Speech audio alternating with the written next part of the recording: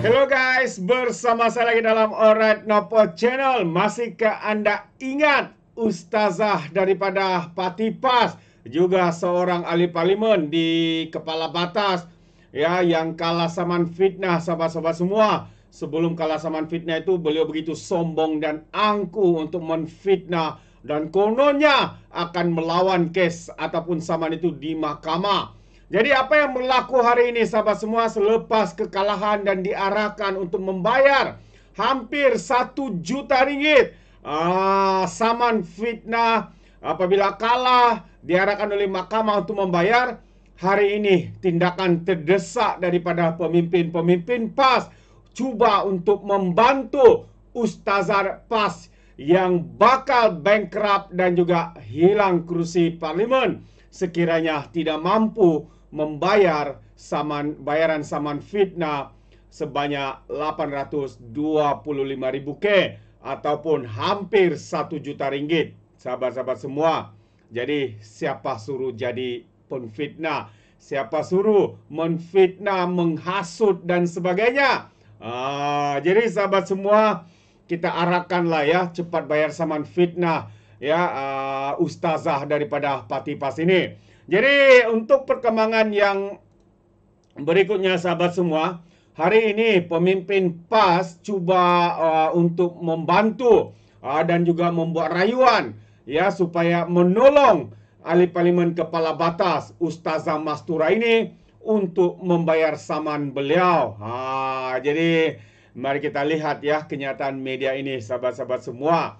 PAS membuat rayuan sumbangan kewangan bagi membiayai perintah mahkamah sebanyak 750,000 ringgit terhadap ahli parlimen Kepala Batas Dr. Siti Mastura Muhammad.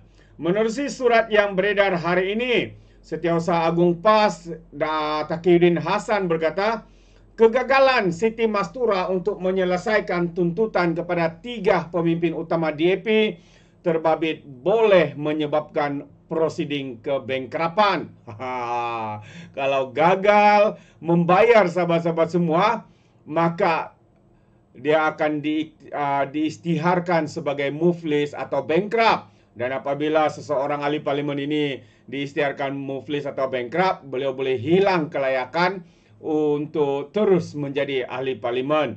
Dan antara kenyataan daripada Taqiyuddin ini katanya, kesannya boleh menyebabkan ahli parlimen Kepala Batas hilang kelayakan dan kursinya akan dikosongkan untuk suatu pilihan raya kecil. Itu antara penjelasan daripada Taqiyuddin supaya lebay-lebay, walaun-walaun ya memberikan sokongan kepada Ustazah PAS yang telah disahkan menfitnah Lim Guang Eng, Lim Kit Siang dan juga Teresa Kok. Jadi pada 4 Disember lalu, Hakim Mahkamah Tinggi Pulau Pinang,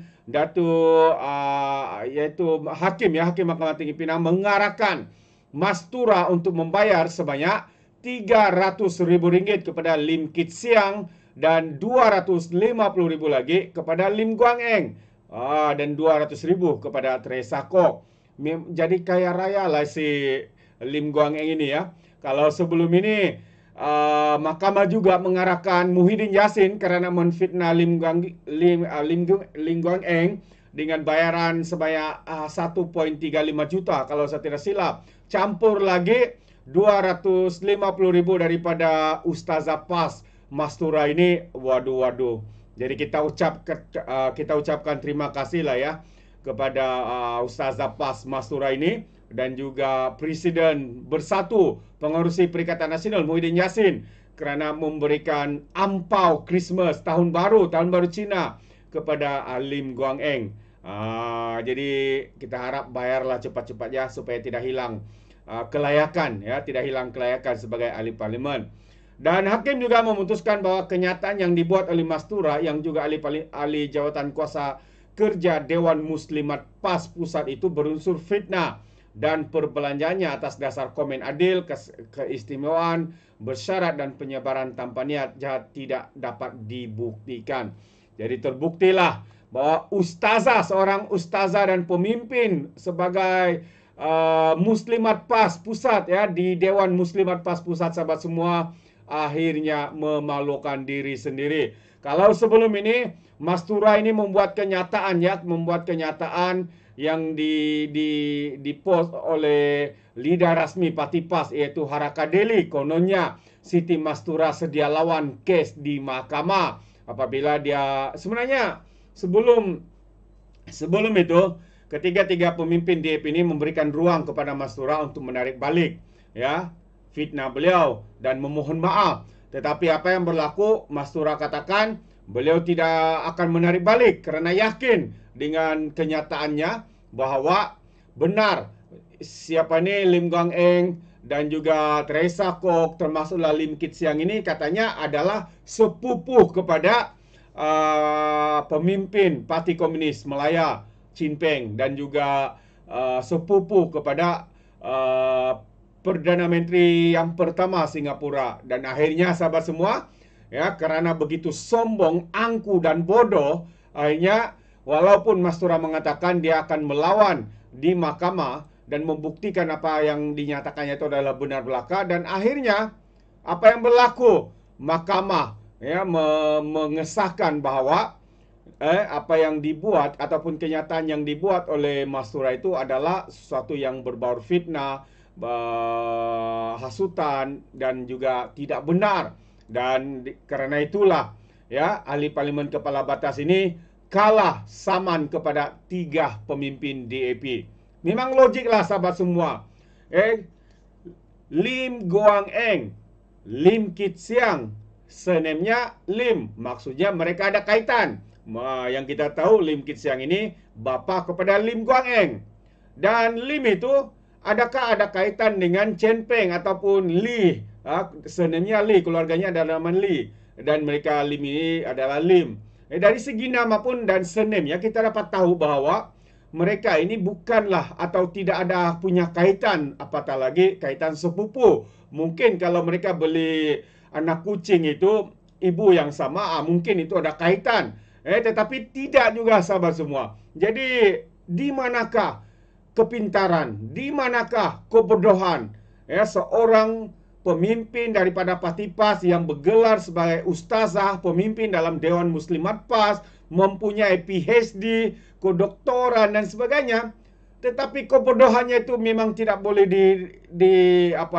dipersoalkan. Kerana berpolitik, kerana hanya mau menggunakan isu itu sebagai isu politik yang mau ditunggang, menghasut, memperbodohkan penyokong-penyokong mereka, akhirnya membawa kesan kepada diri sendiri.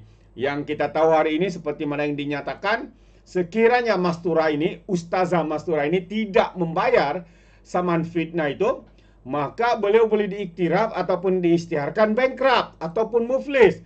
Dan apabila muflis, maka Ustazah Mastura ini haruslah meninggalkan jawatan beliau ataupun status beliau sebagai ahli Dewan Undangan Negeri ataupun ahli parlimen.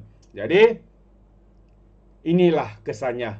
Tak tahu otak itu guna di lutut ataupun guna di tempurung kaki dan sebagainya. Kita tak tahu di mana kebodohan mereka belajar ini sahabat semua. Tapi sebenarnya ramai yang mengatakan PAS ini sinonim dengan fitnah. Apabila kita dengar fitnah, sangat sinonim dengan PAS. PAS itu adalah fitnah dan fitnah itu adalah PAS. Banyak pemimpin-pemimpin PAS, lebay-lebay PAS dalam beberapa bulan ini, bulan 11 sahaja, pemimpin-pemimpin utama PAS yang menghasut, menfitnah, dalam masa yang sama ada yang menarik balik fitnah. Contohnya seorang ahli Dewan Undangan Negeri di Pulau Pinang kalau saya tidak silap, atau Perak, maafkan saya tidak berapa ingat. Dia mengatakan Datuk Seri Anwar Ibrahim antara pemimpin yang terkaya di dunia, di kedudukan nombor 8 katanya. Sedangkan kalau kita lihat pemimpin di Malaysia ini saja, Muhyiddin Yassin itu dikatakan lebih kaya ketimbang dengan Datuk Seri Anwar Ibrahim. Azmin Ali itu lebih kaya ketimbang dengan Datuk Seri Anwar Ibrahim. Apatah lagi Mahathir Mohamad itu dikatakan lebih kaya daripada Datuk Seri Anwar Ibrahim. Tetapi mereka mahu juga untuk menjadikan Dewan Undangan Negeri itu untuk tempat menghasut dan sebagainya. Akhirnya apa yang berlaku? mereka menarik balik dan memohon maaf. Begitu juga dengan Pesuruhjaya PAS Perak, memohon maaf kepada Menteri Besar Perak kerana menfitnah dan menganggap Menteri Besar itu biadab. Itu lagi, satu lagi yang paling teruk, menfitnah. Ngakoming, kononnya Ngakoming ini terlibat di dalam program yang mana membuatkan situasi begitu panas. Ya, apabila bendera China diangkat, dan sudah dinyatakan sebenarnya yang mengangkat bendera, mengibarkan bendera itu bukannya rakyat Malaysia, rakyat China, tetapi dia pula membuat fitnah, kononnya Ngakoming hadir bersama, malah katanya merasmikan program itu. Dan akhirnya apa yang berlaku? Kerana disaman, proses saman itu sudah bermula, dia pula membuat permohonan maaf kerana dia telah menfitnah Ngakoming. Beginilah modus operandi sahabat-sahabat semua. Terlalu banyak fitnah demi fitnah yang dibuat oleh pemimpin-pemimpin daripada parti PAS ini, sehingga kan penyokong tegar mereka seperti Ryan Wong menghina, menghasut, menfitnah yang di Pertuan Agong TMJ, termasuk jugalah Perdana Menteri kita. Pada awalnya dia fitnah, kemudian dia sedar restoran itu ada sijil halal, dia memohon maaf. Tapi laporan polis telah dibuat. Lepas laporan polis, disiasatlah beliau. Lepas tu alasannya apa? Kononnya dia ada masalah mental. Aduh, ini kalilah. Ya, sekedar tahulah sahabat semua. Ya, kalau pemimpin mereka itu pun kaki fitnah, penyokong-penyokong tegar mereka juga akan belajar bagaimana untuk menfitnah. Jadi inilah orang cakap, di mana tumpahnya kuah kalau bukan ke nasi. Jadi apa pandangan anda sahabat semua? Ini pandangan saya. Bagaimana dengan anda? Anda boleh berikan komen di dalam ruangan komen. Jadi terima kasih. Izinkan saya untuk mengundurkan diri, dan seperti biasa peribahasa mengatakan, tapapun kangkap 2 ton keinginan. Dalam bahasa Melayunya, tepuk dadah, tanya selera.